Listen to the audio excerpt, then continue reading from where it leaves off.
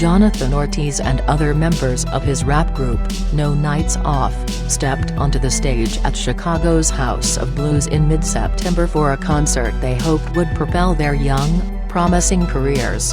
Less than 2 weeks later, the 22-year-old Ortiz, who forebodingly rapped under the stage name John Doe, was fatally shot as he drove on an expressway in Chicago. His girlfriend Alexis Garcia also got a bullet lodged in her back. Ortiz and Garcia were victims of the 38th shooting on Chicago area expressways in 2016, a record-high number for a city stung by a murder rate not seen in 2 decades. "It is overwhelming that this is the reality in Chicago, that you can drive on the expressway now and get shot at," said Danu David, a family support specialist with the outreach group Chicago Survivors, who is working with the Ortiz family. Officials say gang violence is increasingly spilling over onto Chicago's expressways, with innocent drivers sometimes caught in the crossfire, while the state police force is shrinking. The Illinois State Police, which has jurisdiction over the expressways, blamed gang warfare for the increased highway shootouts in 2016 that pose an extreme danger to the motoring public. Ortiz was shot on Interstate 290, one of 5 expressways within city limits where shootings took place. Ortiz and Garcia were shot on the morning of September 29 while Ortiz drove her SUV not far from his mother's home. Chicago police said Ortiz had no criminal record and several family members and friends said he was not affiliated with a gang. He and Garcia met 3 years ago on the shores of Lake Michigan. "He was calm, that's how I knew that God took him fast," Garcia, who grew up in a suburb of Chicago, said of the moments after Ortiz was shot. In 2011 and 2012, there were 9 shootings on city expressways, according to state police, which had no data prior to that. That number jumped to 16 in 2013 and 19 in 2014. It nearly doubled the next year to 37 and climbed again in 2016 to 47. 3 shootings last year were fatal.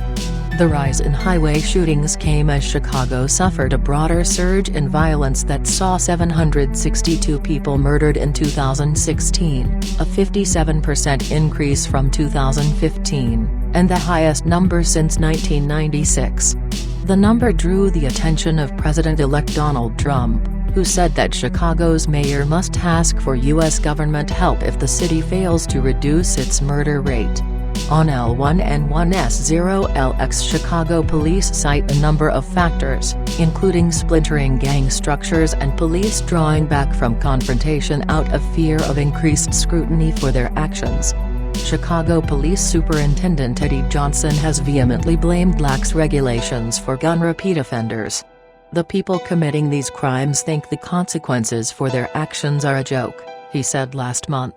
Democrats demand probe of Trump health nominee lawyer decries emotional testimony at South Carolina church gunman's trial. State police launched the Chicago Expressway anti-violence surge in February 2016 after the 7th freeway shooting, deploying aircraft, undercover officers and unmarked vehicles.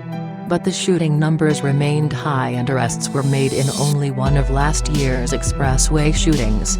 Uncooperative victims and expansive crime scenes hamper efforts to solve the cases, state police said. Political gridlock in Springfield is also a factor, said Joe Moon, president of the Illinois Troopers Lodge 41 Fraternal Order of Police, the union representing state troopers. Feuding between Republican Governor Bruce Rauner and Democrats who control the legislature has kept the state without a full operating budget since July 2015. That meant no cadet hires in 2015 and 2016, and 2017 remains in limbo as well, state police said. On L1N1DF1 Zoo since 2000, the number of sworn officers has declined steadily to just over 1,600 from around 2,100, Moon said. State police said the budget impasse had no impact on the force's work. Governor Rauner's spokeswoman, Catherine Kelly, declined to comment beyond what state police said.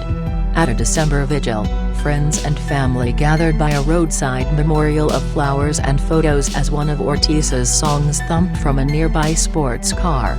"Chicago, I beg of you. This needs to stop," Ortiz's friend Sherry Washington, 29, said. "You are destroying people.